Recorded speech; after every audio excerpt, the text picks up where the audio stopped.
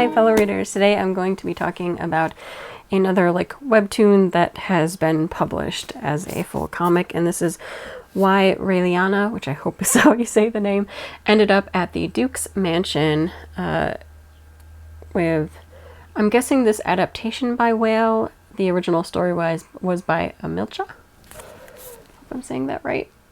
But I saw this, I was, I think, browsing Amazon, and I saw this and it looked kind of cute and up my alley. It's an isekai, which I've been getting into lately, and now I'm starting to worry because I used to get really annoyed at how many isekai were out there, and now I'm kind of getting into them and it's worrying me a little bit. But this one's really cute.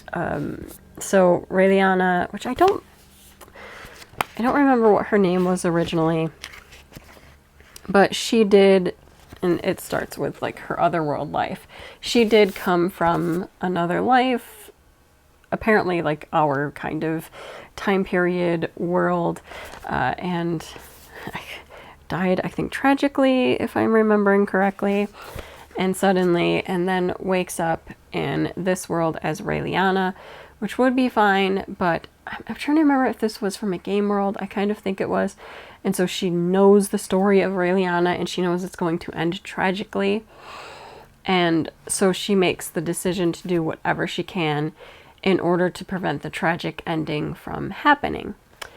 So as of volume 1, I have not checked this out online, so I've only read volume 1. She has broken it off with the person who wanted to be her fiance, and essentially did so by tying herself to this Duke that is mentioned in the title, and it's this Duke right here, Noah Windknight. Again, hope I'm getting all these right. It seems like a basic, straightforward name, Noah Windknight, so I'm hoping there's not any hidden pronunciation there. Oh, there we go. Her original name was Unipark. And why didn't I just read the back? Duh. Let me read this quickly, and then you can hear what this is about. So, Duke Windknight, I would like to propose a deal. Unipark thought she was getting another chance at life when she awoke in the world of a novel. The only problem? Raeliana Macmillan, the character she was reborn as, is fated to be killed by her fiancé. For the sake of her survival, she comes up with an idea. Get into a fake marriage with a man more powerful than her groom-to-be. But when that protection comes in the form of Noah Windknight, the Duke, with a warm smile and a cold heart, Raeliana realizes she might be a bit in over her head.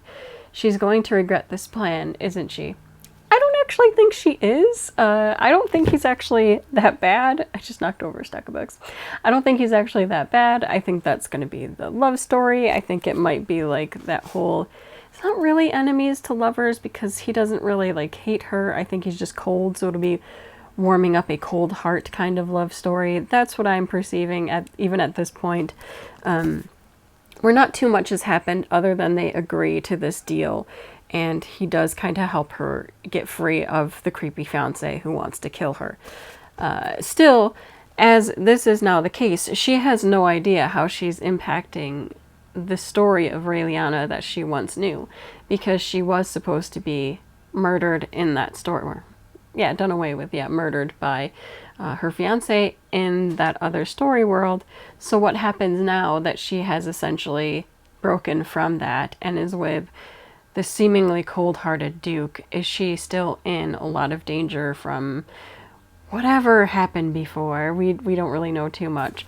Or will she be able to survive? I believe, I hope I'm not mistaken about this, I believe, he ends up having her move to his home. I don't know if that's part of the tradition of becoming a fiancé of somebody in this world. I don't know. And it's kind of touching in a lot of ways, because as Yuna, we know that she died young and she never got a chance to say goodbye to her family. There was just a lot that happened because it was tragic.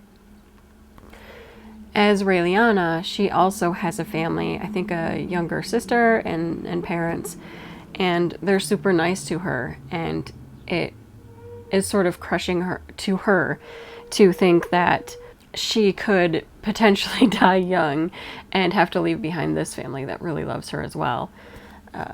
And that's part of the impetus with her getting going, like keeping herself as safe as possible. Even if this Duke seems very cold-hearted, it's a better chance at her surviving than the fiance that she knows has killed her. And of course she can't be really without some fiance in this world, most likely, because that would be seen as, you know, a failure, or she would become unwanted, an unwanted woman, and not be able to just, you know, find true love and happiness, because it is more of an old-fashioned time. So I don't know. Yeah, I guess this I guess this is the kind of isekai that I like, that's a bit more shoujo love story. Although that's not completely true either. I do like isekai that are, you know, the traditional kind of, I guess, RPG sense ones where the person gets reborn in there and then they're adventuring and going on battles and whatever. I like that too, because I like fantasy in general, so I don't know.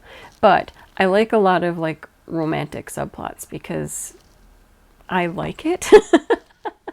Like I like shoujo and I like fluffiness, so yeah, I like it. It brings a warmth to my heart that I enjoy. So I really enjoy the more shoujo aspects. And again, I really have been reading like isekai stories, although now they're done differently, but really since Fushigi Yugi, which I adored in my young years. So I don't know, for me, maybe I have always been a fan of isekai, but there was a time when, like, especially, like, and it's still going on, I don't know why I say there was a time, but like when 90% of the new anime per season was another isekai and they all sounded very similar, I was like, I don't want to look at another isekai, but you know what, I secretly really like it. There are times when I'm either reading or watching where I'm like, this is too much like another one, and it's hard to get through, but in general I find I have a really good time with them and I don't mind at all. So yeah, I'm gonna keep reading this Korean tale, why Raeliana ended up at the Duke's mansion, because I very much enjoyed part one. I don't know that I will look it up online now that I've started just reading it this way. Kind of like the same with, oh goodness, it's gone out of my head now. Does it have like Empress in the title? I reviewed it, it's in one of the reviews. But kind of like how that one I started reading as like a print version. I'll probably just stick to the print, even though I could advance the story further. I like having it in print, so I'm probably going to continue with it that way. And I'm okay with that. I feel like I read enough in general. I even do read some webcomics. Like, honestly, I'm collecting Lore Olympus, but I keep up to date with Lore Olympus online. And the same... books just keep falling next to me and I keep hearing them. The same goes for like Everything is Fine, which, okay, that's not in print yet, but I'll probably just stick to those two, reading weekly or whenever their seasons are released, because sometimes there's a nice break. But this one, since I started it in print, I don't know that I want to go find it on the web version and read it. I kind of like just the wait for the next volume and reading it that way. Let me know if you have a preference for that. Do you like doing the webcomic version, or do you like print version? Are you kind of like me where either is fine, but if you pick it up in one way, will you keep with that? I don't know. I guess if I were really, really invested in the story and I needed to know what happens next, I would pick up the web version.